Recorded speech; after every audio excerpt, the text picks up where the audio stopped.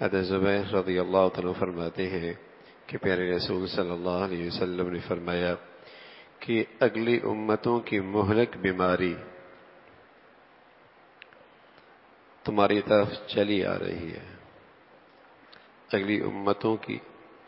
مہلک ہلاک کر دینے والی بیماری تمہاری طرف چلی آ رہی ہے. اگر یہ بات پتہ چل جائے کہ معاشرے اور سوسائٹی کے اندر کوئی مہلک بیماری پیدا ہو گئی ہے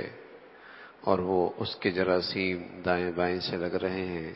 اور وہ وبا کی طرح پھیلی ہوئی ہے، تو آدمی اس کا کتنا خطرہ محسوس کرتا ہے اور اس بیماری کے معاملے میں کتنا احتیاط سے کام لیتا ہے. یا اللہ کے نبی ہیں،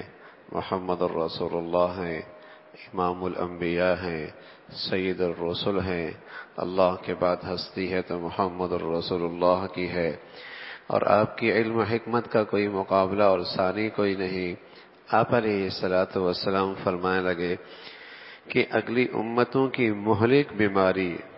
تمہاری طرف چلی آ رہی ہے، اور یہ مہلک بیماری کیا ہے؟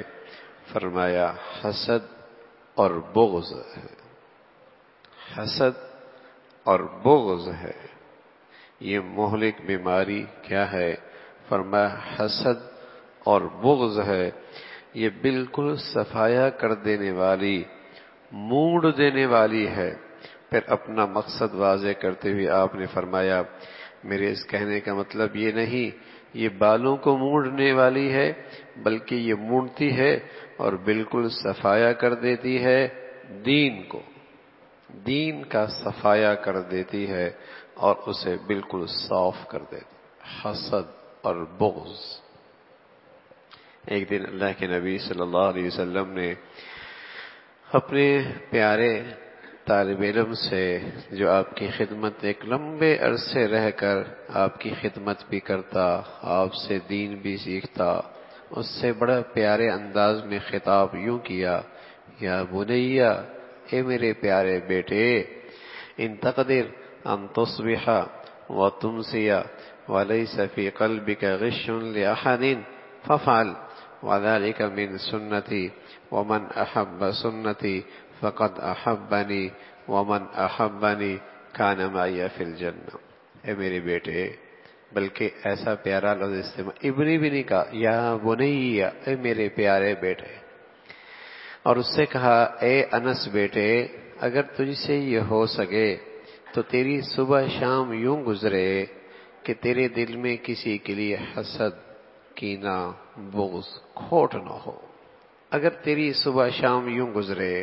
انتقدر، اگر تو ایسا کر سکتا ہے کہ تیرے دل میں کسی کے لیے حسد، کینہ، بغض، کھوٹ نہ ہو. انتقدر ان تصبح وتمسی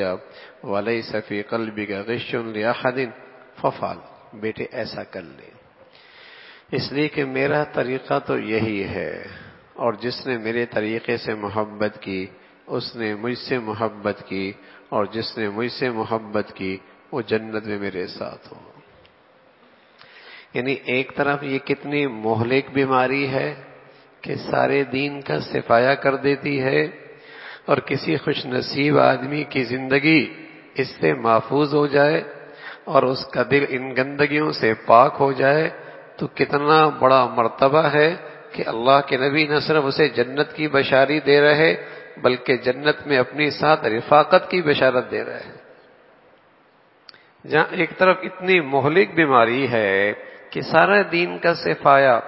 یہ نفل اور یہ تہجد اور یہ تسبیحات اور یہ اذکار اور یہ صدقے اور یہ خیرات اور یہ وظائف اور یہ نیکیاں، سارا ڈھیر صاف ہو جاتا ہے اس موذی مرض کی وجہ سے. اور ایک طرف جو خوش نصیب آدمی جسے اللہ نے پاکیزہ اور صاف دل نصیب فرما رکھا ہے اور اس گندگی سے اس کا دل پاک ہے،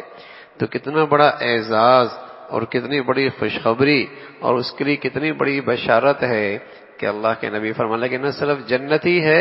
بلکہ جنت میں بھی اسے میری رفاقت نصیب ہوگی، میرا قرب نصیب ہوگا. تو رسول اللہ صلی اللہ علیہ وسلم فرمانے لگے کہ یہ پہلی امتوں کی ایک مہلک بیماری تمہاری طرف چلی آ رہی ہے، یعنی تمہاری طرف بھی یہ مرض تمہارے اندر بھی عام ہونے والا ہے۔ صحابہ اکرام رضوان اللہ علیہ کے متعلق اللہ علیم اور خبیر کی اشارت قرآن میں محفوظ ہے۔ وہ ایک دوسرے کے بارے میں بڑے مہربان تھے۔ صحابہ جن سے اللہ کے نبی نے یہ ارشاد فرمایا ہے، ان کی متعلق اللہ نے اپنے علم سے اور اپنے جسے کہیں کہ اپنے علیم اور خبیر ہونے کی سے یہ شہادت دی ہے کہ یہ آپس میں بڑے مہربان ہیں، اور یوں کہا رحماء بینہم، رحماء بینہم، اور ایک جگہ یوں فرمایا کہ فألف بین قلوبکم فاصبحتم بنعمتہ اخوانا، کہ میں نے تمہیں آپس میں تمہارے دلوں میں الفت اور محبت ڈال دی ہے، اور تم آپس میں ایک دوسرے کے بھائی بن گئے ہو، تم بھائیوں کی طرح ہو گئے ہو۔ یہ اللہ نے اس مبارک جماعت کے بارے میں خود شہادت دی ہے کہ آپس میں مہربان ہے، رحماء بینہم، بڑے ایک دوسرے پہ مہربان، نہ ذات کا مسئلہ، نہ قومیت کا مسئلہ، نہ زبان کا مسئلہ، نہ ذات پات کے سلسلے، نہ علاقیت کی باتیں، نہ دور اور قریب ہونے کی باتیں، رحماء بینہم، ایمان اسلام کی بنیاد پر ان میں یہ اخوت اور پیار اور ایک دوسرے پہ مہربان۔ اور ایک جگہ رسول اللہ صلی اللہ علیہ وسلم کو مخاطب کر کے اللہ کا یہ خاص انعام ہے، اس نے فرمایا گیا کہ ایمان لانے والوں کے دل ہم نے ملا دیے، اور اگر ساری دنیا کا خزانہ بھی تم خرچ کر ڈالتے تو یہ انعام پھر بھی حاصل نہیں ہو سکتا تھا جو ہم نے انعام دے دیا کہ تمہارے دل آپس میں محبت سے ملا دی۔ یہ بہت بڑا انعام ہے، لیکن پھر بھی اللہ کے نبی صلی اللہ علیہ وسلم ایسی جماعت سے یہ کہہ رہے کہ محتاط رہنا کہیں یہ بیماری تمہارے اندر نہ آ جائے، حسد اور بغض، باوجود کہ ان کی ہستیاں اتنی پاکیزہ، باوجود کہ ان کے دل اتنے پاکیزہ، باوجود کہ ان کی آپس کی محبت اور شرکت کی گواہی اللہ نے دی ہے، پھر بھی اللہ کے نبی صلی اللہ علیہ وسلم ان سے یہ فرما رہے۔ تو اس کا منشا یہی ہو سکتا ہے کہ بعض کے دوروں میں بعد میں آنے والے مسلمانوں میں یہ مہلک بیماری پیدا ہو جائے گی، بعد میں آنے والے مسلمانوں میں یہ مہلک بیماری پیدا ہو جائے گی، اور رسول اللہ صلی اللہ علیہ وسلم پر یہ بات واضح ہوئی اور آپ نے امت کو اس آنے والی بلا سے خبردار کر دیا، اس آنے والی بلا سے خبردار کیا اور بتلایا کہ بغض اور حسد ایک مہلک بیماری ہے، اور اگلی بہت ساری امتوں کا دین اور ایمان جو برباد ہوا ہے وہ اسی مہلک بیماری کی وجہ سے ہوا۔ شاید ہی کوئی گھر بچا ہو، شاید ہی کوئی خاندان بچا ہو، شاید ہی کوئی تعلقات بچے ہوں جہاں بدقسمتی سے یہ بیماری موجود نہ ہو، اور جس نے